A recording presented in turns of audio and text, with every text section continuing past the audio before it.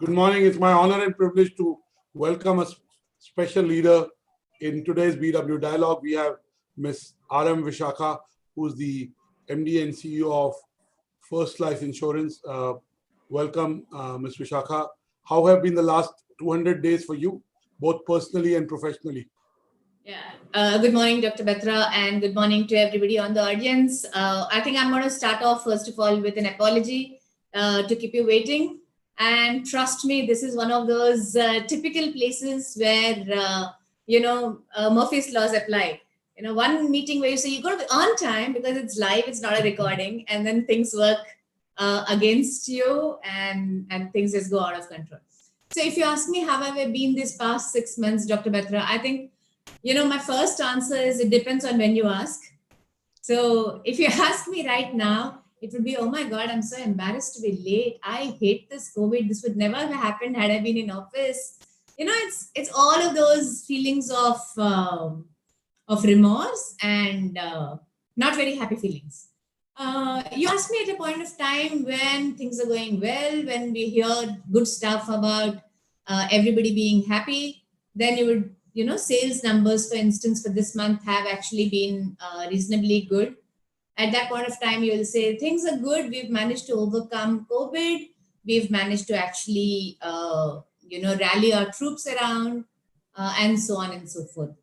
So at a very professional level, from a business perspective, the first quarter was really bad. March, we ended brilliantly, because it was the last 1 week of March and we were more or less on track in terms of our numbers. All our processes were digital. So we didn't face many of the issues that some of our competitors did of checks getting stuck in office or application forms being stuck in office when the lockdown was announced. So we did not have too much of a problem in terms of closing the year. We ended on a high with a 25% YOY growth.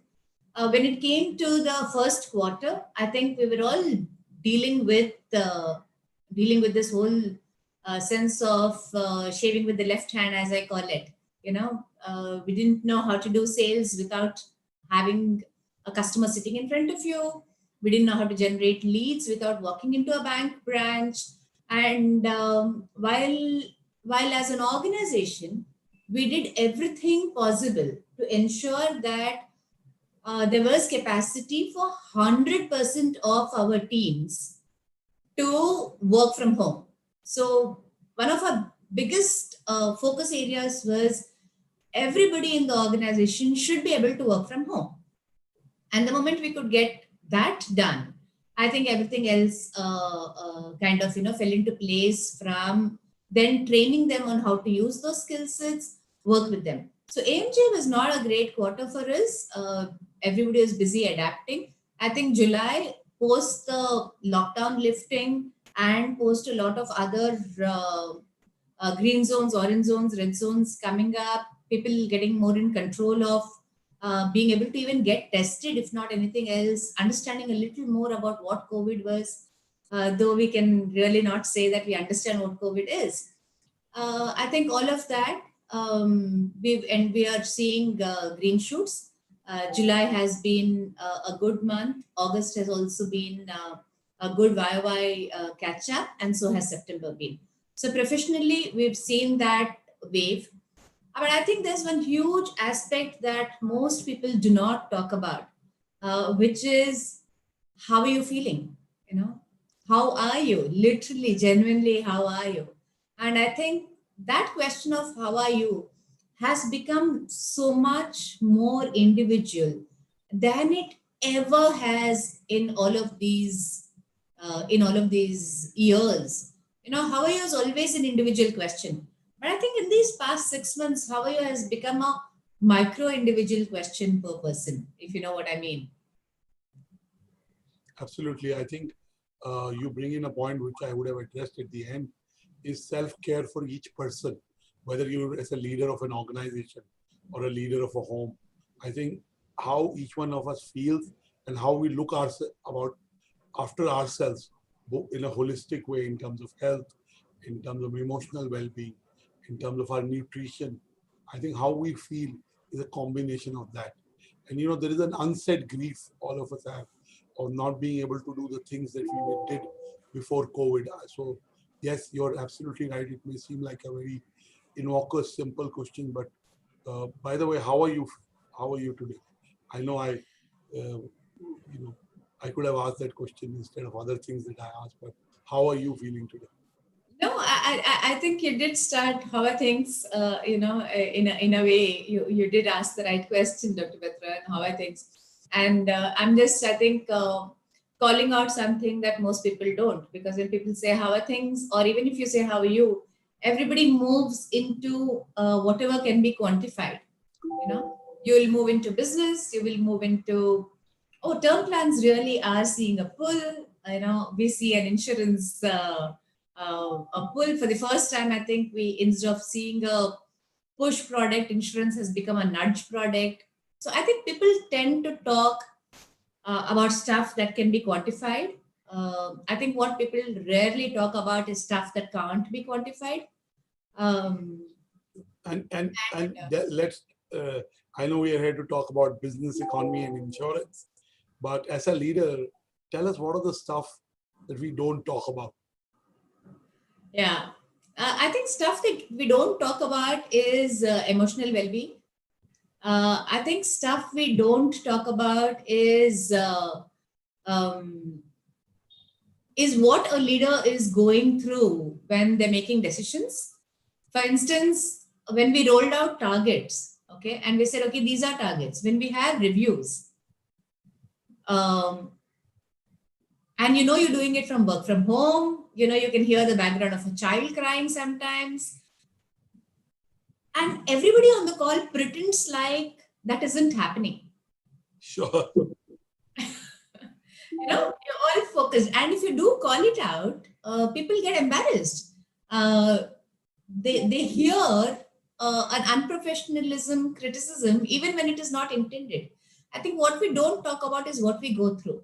So for instance, when we made this decision that we will roll out targets, and we made this decision that it will and you qualified that the sales process has changed from physical, suddenly you're thrown into uncharted territory where without a physical interface with the customer you have to do it, or with your channel partners you have to do it. So you did qualify that too right at the start. That's true. I did qualify the change in the process itself. But when we're talking about what is it that we don't talk about, we don't talk about these differences. We don't talk about the fact that what are the struggles you're facing while working from home. What change can I bring about? What difference can I make as a manager to ensure that you feel lesser pressure? Everybody in the team is not the same. There are people who have the privilege of having an own room which they can block the whole day. There are people who share in the room with someone else, right? The children are home, spouses are home. Exactly. Male or female, both ways. Exactly. So you need at least 4 rooms if you want all of them to be engaged in whatever they want to be. The children have to log into their school, the wife or husband has to log into their work. So you're so right. So yeah, and we don't talk about what a leader has gone through.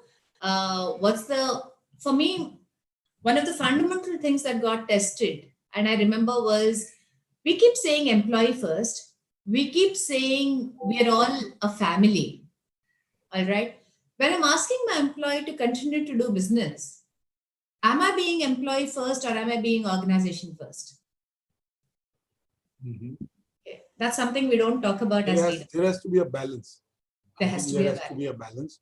Both are important because from a livelihood standpoint, the organization has to do well to be able to look after the aspiration of the individual. But you are rightly said, you brought compassion up front. You bring caring up front. You bring a simple conversation where you talk about what he or she is going through. I mean, just talking about it can kind of make them feel better. So you're so right about that. Let me shift gears and ask you, when do you see the Indian economy coming back in full bloom? What is the prognosis of the economy right now? So we were on I'm part of the National Council for CII, and we had a CII National Council meet yesterday. And there was a snap poll of all CEOs on the state of economy that we're looking at. And the snap poll revealed, and also an economist presentation had to say that it would be at least 12 to 18 months before we saw the economy coming back to pre-COVID. So we are expecting October 21 really is when we expect the economy to be back on tracks and deliver the way they were delivering pre-COVID days.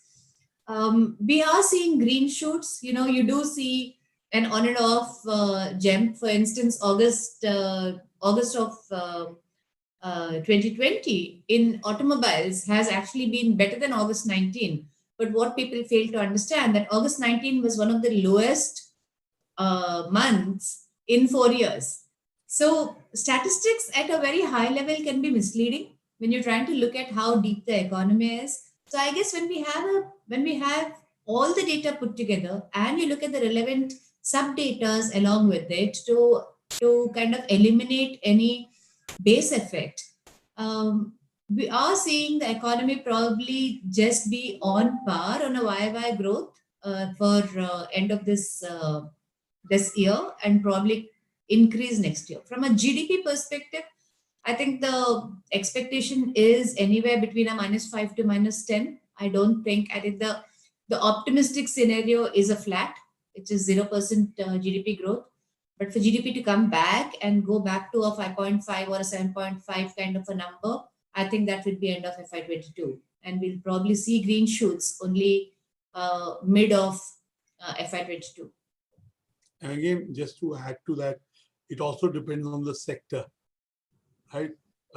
There's a new term called the K-shaped recovery, which means certain sectors will see a upward moment, and certain sectors at the same time will see a downward moment. Yeah. Now let me get into insurance. It is a time when people are very conscious of their health of their families, health of their organizations. So insurance should have seen much more increase and much more closures. However, that hasn't happened. In fact, last 6 months, overall, the insurance sector has also degrown, right? So tell us, how are you placed within this scenario? How do you see the next 6 to 12 months? I don't want to ask you beyond that, because I know beyond that it will be very, very good. My view is in 12 to 18 months, the economy should start picking up very well. And in 24 to 36 months, we should be at a higher level than we are today, or at our best point. So, but tell us about the next 6 to 12 months for the insurance sector. How is your organization placed? What are the new products? For example, people have come up with a COVID insurance. People have come up with a pet insurance. Of course, health insurance was always very important, but the value of health insurance has been been validated in these times. So give us a sense of where is the insurance sector headed. So I think, this is a perfect time for us to start realizing why insurance is so different from manufacturing and retail and FMCG. When you look at sectors that are growing, so if you look at the retail which is growing, or you look at e-commerce that is growing, the growth of e-commerce and the growth of retail has got absolutely no offside pull to it. Similarly, the degrowth of hospitality or the degrowth of tourism. These are very unidimensional growth or degrowth. Now, when you come to insurance, especially life insurance and health insurance, these are all industries when as they grow, there is also a big factor that needs to be looked at when there is a pull of something called anti-selection, right?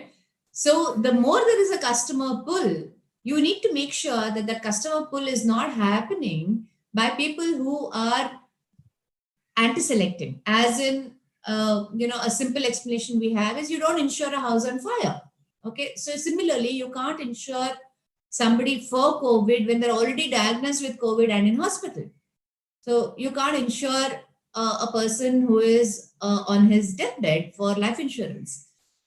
So the challenge in insurance is to make sure that people are buying it because they may need it in future and not because they need it now. Unlike any other industry where the demand and the supply can be almost immediate. I want a car now, so I go buy a car now. Oh, I'm hospitalized, I need an insurance now. No, you can't go buy an insurance now. So the moment of truth is really not the same as the moment of purchase. And I think that is a very critical difference as to why the insurance industry, growth of insurance industry cannot be compared as easily as growth of other sectors can, because the moment of purchase and moment of truth are not at the same time. They happen at different periods of time. um, Insurance challenges that we've had, one is to make sure that we don't have anti-selection. The other big challenge that we're all facing is inadequacy of data. Insurance industry is a data junkie. All of their models, when you look at it from an actual pricing model or any other model, they all come from data, from a historical empirical evidence of how it is, trend, stochastic modeling, future forecasting. These are all very Tools. inherent, very core elements of pricing. And we don't have that enough. People say 6 months is enough. 6 months is not enough, because now you're having the next set of COVID carriers who don't have symptoms and who are infecting people. Now you don't know. You don't know what's happening. You don't know who is a COVID patient, who is not. How is COVID going to react to certain people? How is it not going to react to certain people? So data has been a big challenge. That's the second point in terms of pricing and offering products which may have, date of purchase and date of moment of truth being closer. The third big point is that the pull that is happening is for a lot of life policies and health policies. Whereas typically, when you look at an industry growth, you look at industry growth in terms of APE or premium. The premium for a pure life insurance policy or term policy is far lower than the premium for a unit-linked insurance policy or for a long-term savings policy, which we call a par or a non-par policy. And therefore, if you look at it from a sum insured, if you just look at a sum insured perspective and you see just India First Life's growth from last year to this year, you will see a growth of almost 350% in sum insured. But you don't see a growth in terms of premium, because the premium for a pure term policy is far lower than a premium which includes long-term savings. So I think the growth data also again needs to go into the second level and third level of data to see how the growth is getting reflected in the insurance industry. Thank you so much. And going forward, the next 6 months, do you think more people will buy health insurance? They'll buy more life insurance? Do you see that happening, or we cannot say it from current data, because the last 6 months data, both in terms of queries and in terms of closure, doesn't show an upswing, right? For most players. So what's your sense moving forward in these two categories of health and life? So I think it will depend on whether the behavior change that we're seeing currently is here to stay or not. So I definitely consumers' know consciousness and approach towards insurance, is that the behavior change? that's right. You look at you can word it as consumers' consciousness towards insurance. I will also word it as consumers' management of risk. Their cognizance of what risk is, their cognizance of insurance as a risk mitigation tool. Insurance has never really been looked at as a risk mitigation tool. Insurance has always been something you buy because you're getting an 80D relief, or you're getting an 80C relief, or you're getting tax-free returns. Now, insurance purely for the sake of insurance, because it can be a huge risk mitigation factor, I think is something that has been less understood. I think that's probably something that's become more understood now with this pandemic coming in with uncertainty, because it's only at the times of uncertainty that people really, really understand what managing uncertainty is all about. And then they appreciate insurance as the tool to manage uncertainty. Today, I know there is a heightened risk awareness. Today, I know that there is heightened uncertainty, and therefore, people are looking at buying insurance. Whether this pandemic results in a complete change in that behavior, where people realize that it is unpredictable, we need to have a certain amount of security and we need to ring fence and therefore use insurance as a tool and start looking at payment of insurance premiums as a necessity, a must have and not a good to have. I think if that change has happened today, if that change can stay permanently and keep increasing, then I think that you will see a more long-lasting impact on insurance. Like, I mean, it may not be the perfect example, just to support what you said. When it comes to a car, we definitely insure the car against, accidents, right? Because we know that road accidents happen. But when it comes, and so we don't see it as an expense.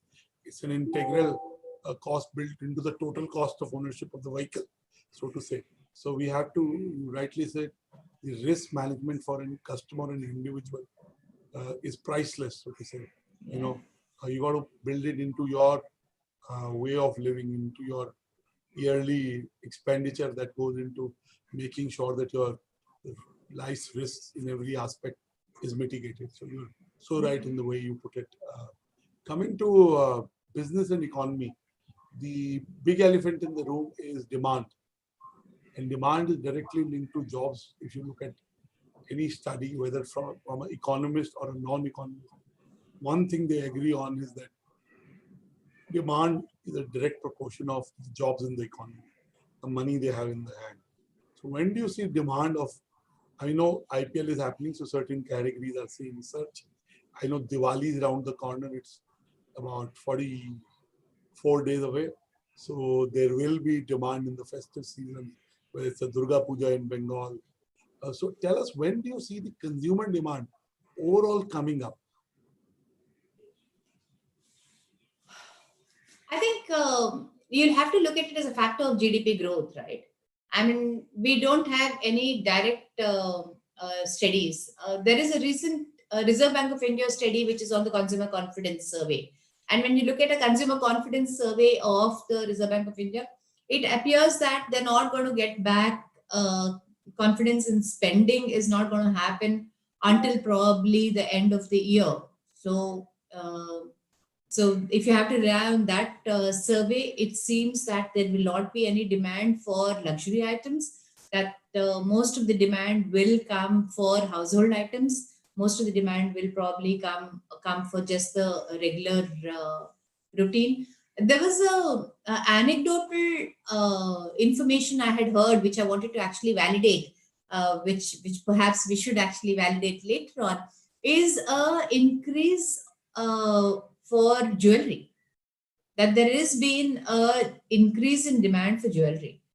And while a lot of increase in demand is being put down to deferred sales, saying it was pent up demand from April, I don't think jewelry really is going to be a pent up demand. Somewhere I think it is again a reflection of the security that each person wants to go in for, and they move into something which is more It is an safe and secure. ornamental value, and it is also an asset class which gives security. That's what you're saying. Exactly. So I don't see consumer demand really increasing or even being on par with last year uh, for the current year. I think most Indians are conservative by nature. I know the new generation is not, and I know the new generation lives more for the moment than maybe people who are in post 40s. So you may see an increase in stuff that the new generation prefers, but which is more in terms of digital and electronics. So I don't see major demand in terms of your in terms of your other consumer goods. Okay. Now, also there is a credit issue. We may have, money outstanding, but we don't know the position of that SME. So I'm not talking on necessarily your partners, your channel partners. But in a lot of industries, the financial health of the distributor, the channel partner, has come under severe pressure. So while there are outstandings, let's take a mall, the leading mall in Delhi. I mean, it may have 400 occupiers, but we don't know the health of the smaller occupiers. So we may have rental as accruing on our balance sheet, but we don't know some of those will even open up again. So Yeah. just to use it, how do we make sure that we get the credit information right and it is accurate? Because there's so much uncertainty. True.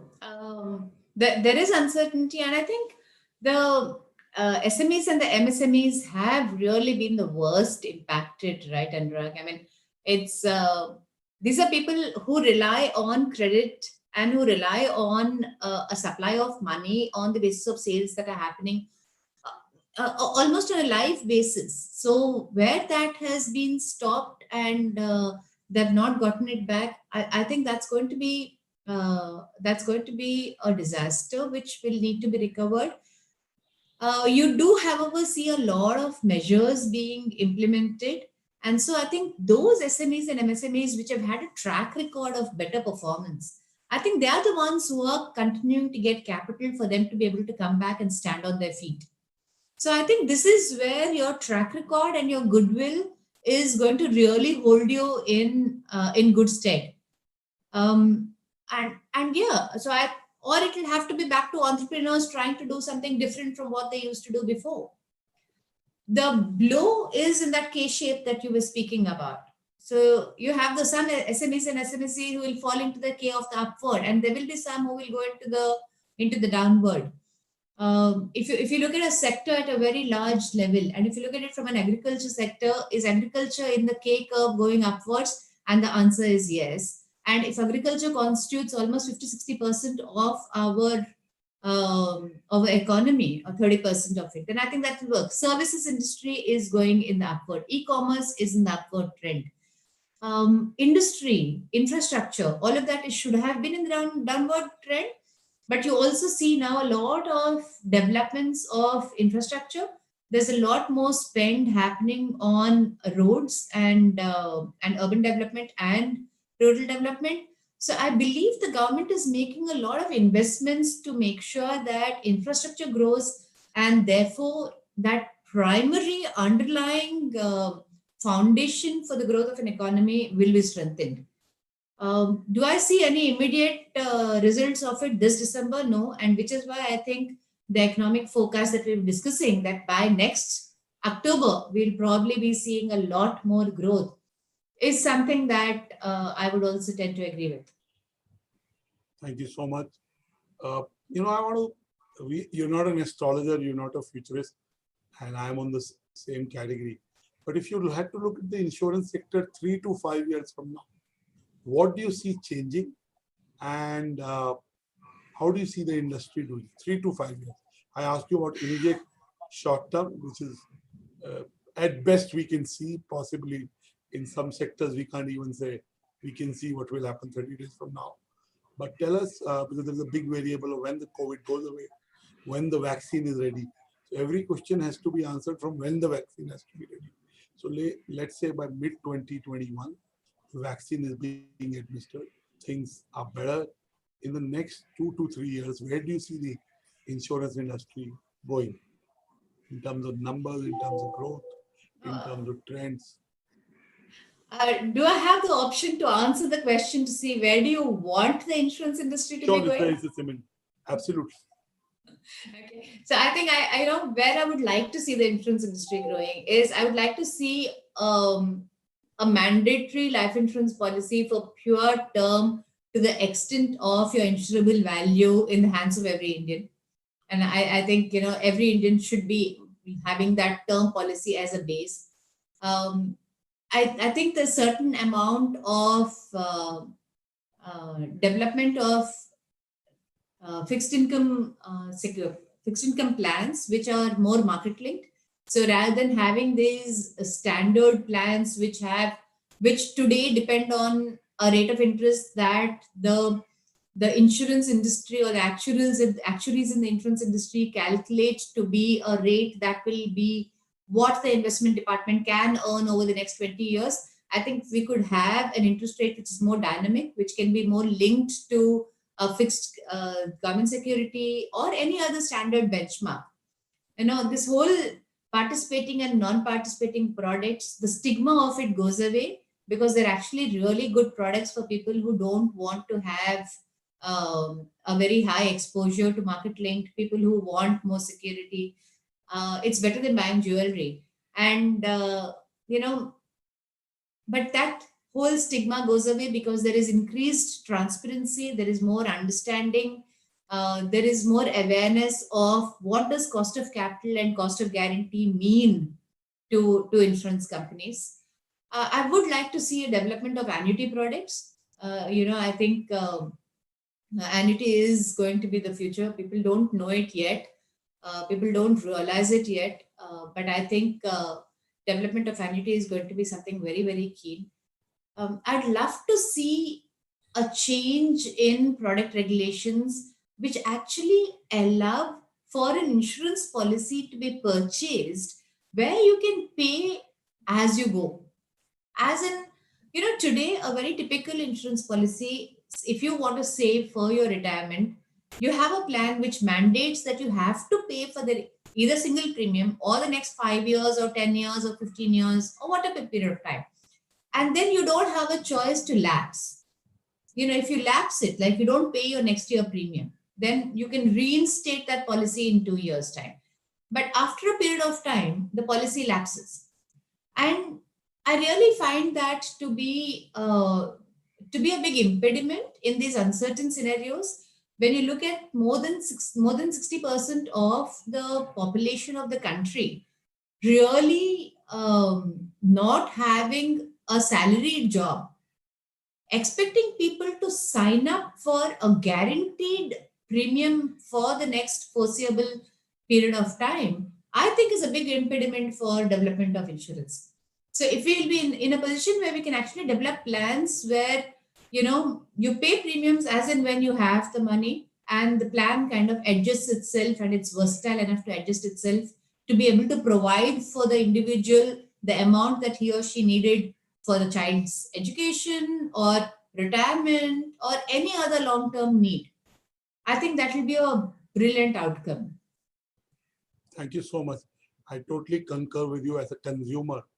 I can tell you that me and my wife were discussing a policy. We signed up about 2 months, 3 months back, and not knowing that it would be that. We actually signed up in March. We were trying to meet March 31st. And then, now it has come up for payments, but it's a very, since we chose LIC, which is good in a way, it's very structured. It's very non-flexible, if I may say. So you're absolutely right. For any levels of premium, whether small or large, flexibility and innovation in the product will help consumers sign up more and mitigate the risk better. I want to bring in the element of innovation. You just mentioned about how the policy needs to be kind of factoring in the situation of consumers where they may not have continuity of income and they may have crests and troughs, right? So the policy needs to give them flexibility to be able to pay. Tell us, what are the innovation or innovations that can happen in the insurance sector? I know it's one of the most regulated sector. IRDA has very stringent rules, and rightly so, with the right intent. But we also need to contextualize them. We need to contemporarize them. I mean, we are in an unusual situation. We have to look at some things in a very different way. Over the last few years, IRDA mandated a certain decrease in the commissions for insurance agents, standardization. So tell us, what are the other things that can be done by the players and by the insurance regulator to kind of unlock the insurance economy? I think I'll start with complimenting IRDA for the kind of sandbox regulations that they brought in. If you look at it from an intent of the regulator, I think the intent of the regulator has been to see how we can bring in more and more innovation, into the product development. I believe very firmly that there are some fundamental assumptions that are made in the construct of an insurance policy, which is what limits innovation. And some of the fundamental assumptions that are made in the construct of the policy are in terms of the fact that we will need to give a high upfront commission. We will need to have regular premium payment. We have to work on a par kind of a structure where you work backwards from an amount of money that you want to pay over the next 15, 20 years. And your protection uh, has to be priced on the basis of a similar generic pool. Big assumption, we cannot repudiate fraudulent claims. We cannot repudiate somebody's fraud after 3 years. It's not an assumption, it's a regulation, actually. Correct my understanding. I think if we start just moving all these aside and just approach it with a completely clean slate and say, what is it that the customer wants today? If you look at a millennial today, he's not coming from a space of scarcity. He or she is not coming from the place where you and I came from, where we had to start working as soon as we could. They're coming from a far more relaxed space.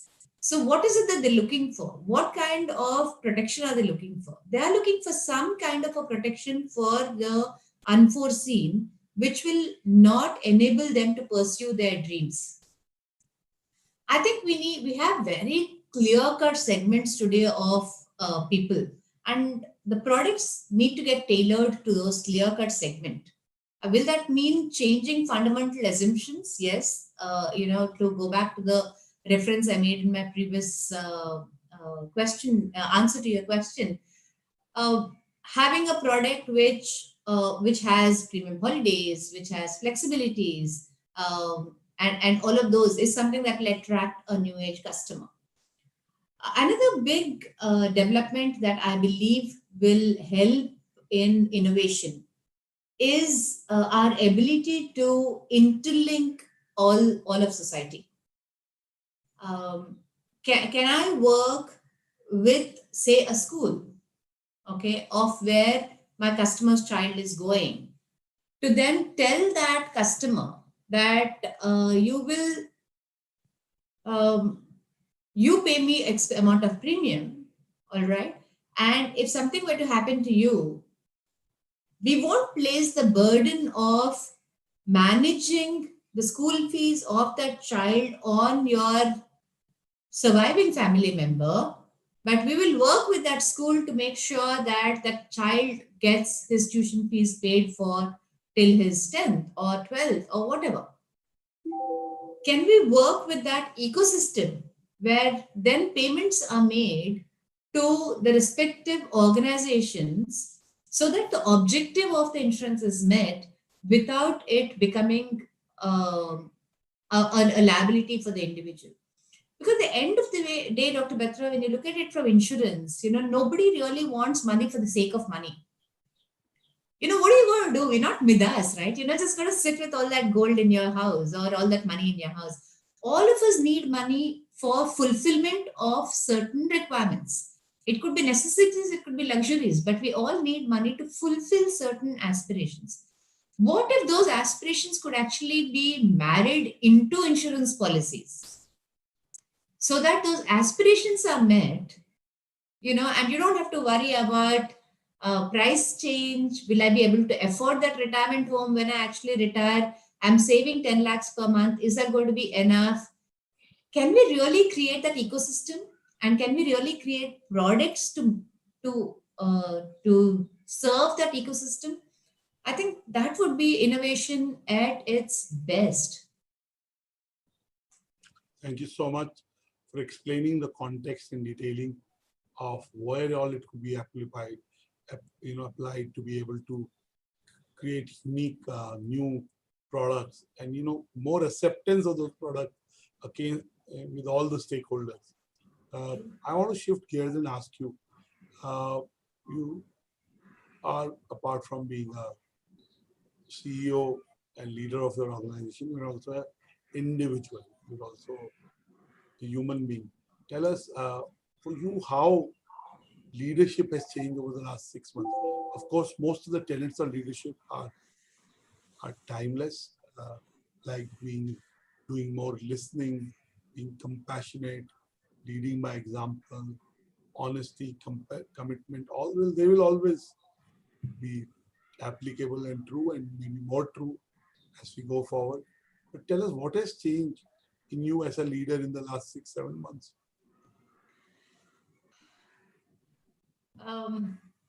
I think what's changed for me as a leader is a very clear understanding of priorities and the need to prioritize constantly.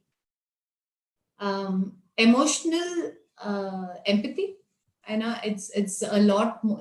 I would actually put it at a higher level than just about being emotional or about emotional resilience. But I would actually say an emotional empathy, an ability to not just understand yourself, your drivers, your triggers, but also understand the impact of the environment on people around you, and understand that a lot of reactions that are happening are really not happening in this situation.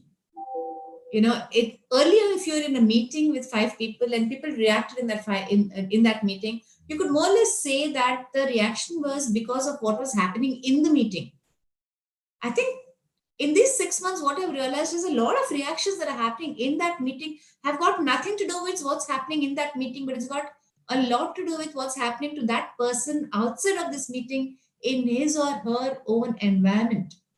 So being That's so able right. to bring in that context into meetings and being able to filter communication, I think has called for a huge amount of emotional resilience. And I think I've been challenged by it.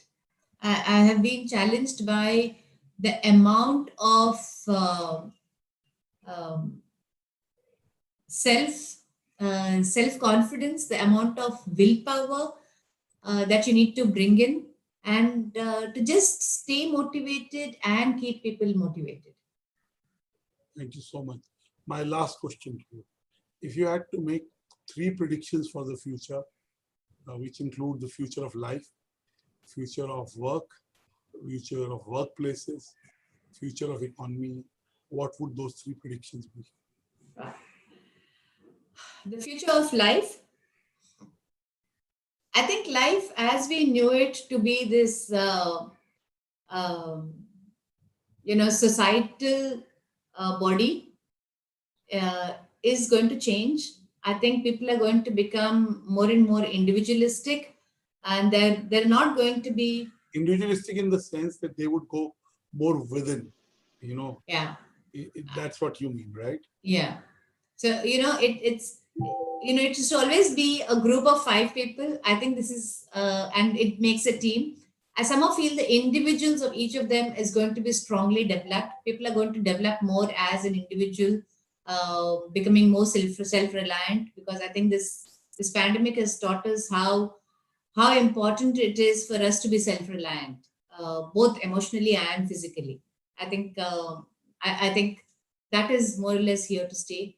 From a work perspective, I think the meaning of work is going to get more significant. I know that a lot of people who have gone into, why are we working? What am I doing? At the end of the day, I could die tomorrow, and what am I chasing? So I think this whole meaning of work was always relevant, but I think meaning of work is going to get more enhanced and more crystallized and become more sharp as to why am I working is going to become a more sharply Purpose has defined. become very important. The purpose is going to be even more important and more sharply defined than before. So, sorry, you said life, work, workplace. Workplaces, huh, that's a tough one actually, because you see the divide so clearly. On one hand, I'm like, I wish I could get more people back into the office, because it's so much more easier to motivate people when they're in the office, because they're all then working on the same level. They're all in the same benchmark. So it's easy to motivate people when they're the same place. Today, when you're trying to motivate people or rally people together, each one is on a different plane.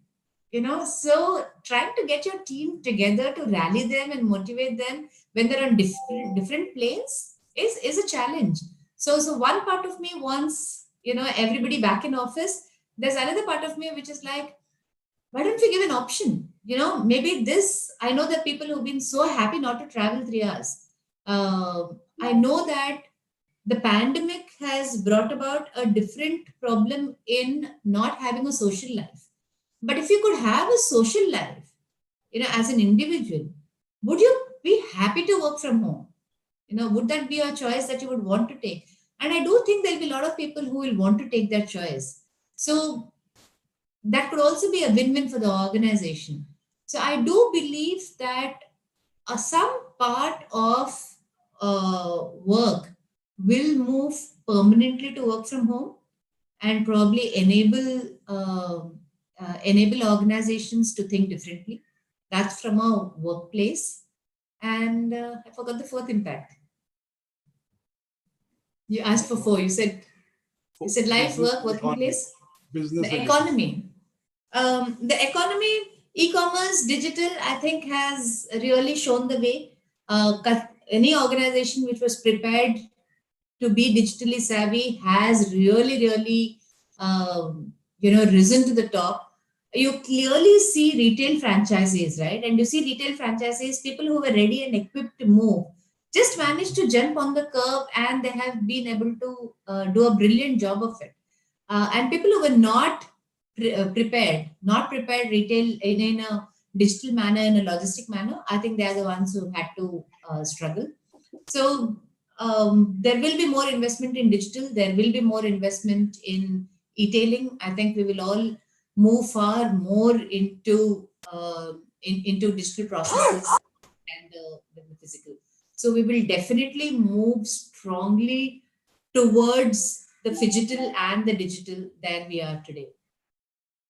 Thank you so much, Ms. Vishakha, for talking to us. It's been a pleasure. For all our viewers, if you missed the chat, you can view it on the BW YouTube page or the businessworld.in. You can read the transcript. Or if you miss both, then you can read in the next issue of BW Businessworld. We've enjoyed talking to you, Ms. Vishakha. We wish you luck, and I hope the vision you have for your industry and your company comes true. And clearly, insurance for an individual is no longer a choice. It should be a necessity, in my view. And I'd like to close on that. Thank you so much. I've enjoyed the conversation. God bless you. I think we made up for the late start by the quality of the inputs that you've given. And I'm grateful to you for that. Thank you so much. Thank you. Absolute pleasure to be on the show. Thank you so much, Dr. Batra. Thank you so much. Thank you.